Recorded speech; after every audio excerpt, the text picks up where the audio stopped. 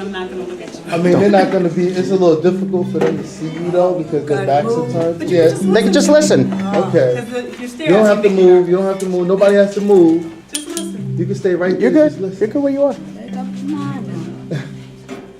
So this is called Guided by Griots. Can you all hear me? Yeah. Yes.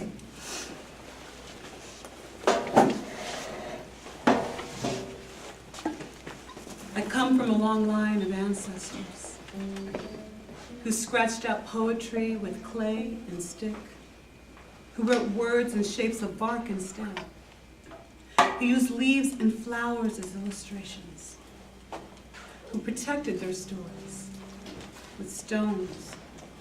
I hear tell of tragedies in the hum, of ditties, of dirges, of dialects, in the trail of broken pelvises, bulleted waists, and severed dicks. Harrowing adventures of tear salt and ash. Stories adrift flowing waters and flickering flame. With plays often set in sly winks and head nods. In neck rolls and hoisted hips and eager feet. Sagas encoded on bodies and in our blood. In leathery scars and pale flying palms. Indelible scrawls in 3 dimensions. Recalling remembrances of before freedom lost her echo, and we were shackled to ships. To white men in whipping posts and cages, either tossed to sharks or chained to this hell. Chained to these centuries of unrelenting desperation. And hope, and dream, and fire, and future, and why, and why, and why. They say there was a time black folks didn't write. As though our unfinished manuscripts didn't start in our imaginations and then stained in our souls. As though our whispers, our plaintive wailing blues of lost names and missing children, of yearning and hunger and going through, weren't a tangled love and snatched desire, of vision and pathways and kinder worlds, of gossip and satire and allegory, of memory and instruction. Yet sentient scribes of praise song and protest who pluck choras and speak through drums still swim secretly in our blood. I know my waters are rippling mirrors of their restored divinity. I still see their signatures when I write my name and hear their edits when I write theirs. That's for me.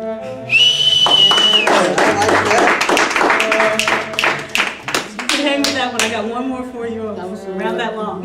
I'm hanging. It's called Lament of a Watering Can. You know, when you garden and you go out to the garden, you I don't know what they call those things, like a watering can, a little rusty thing. And a lament is when you're crying about something. So I'm going to give you some tears right here.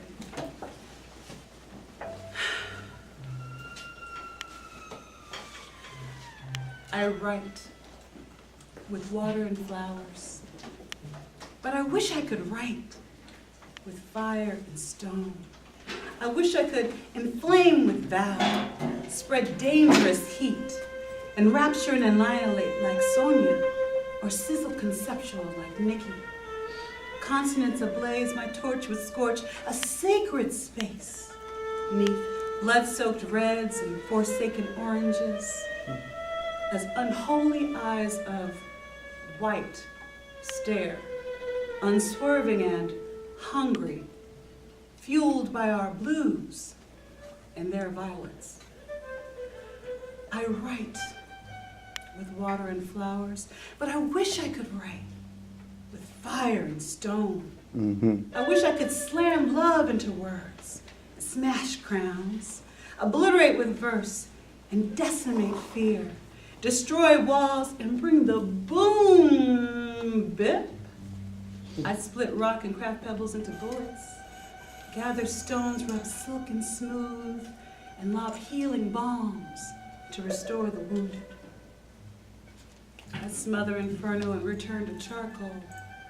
I massage meanings encased in kidneys, into truth, into action, into love, into vision, till there's nothing left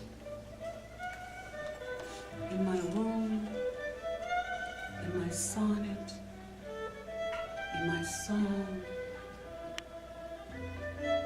I wish I could write with fire and stone, but I write with water and flowers, lilies at rest and lotuses in bloom, quiet rivers rush and brooks bubble breeze, meanings murmured and metaphorical make madness move melodies. I wish I could write with fire and stone, but I write with water and flowers, using the beauty there, hoping to lull you into their easy sway, into their fragrant zephyrs, into their folds, awash, into their liquid softness and startling petals. My blade, molded by fire and sharpened by stone, lies hidden in flower beds.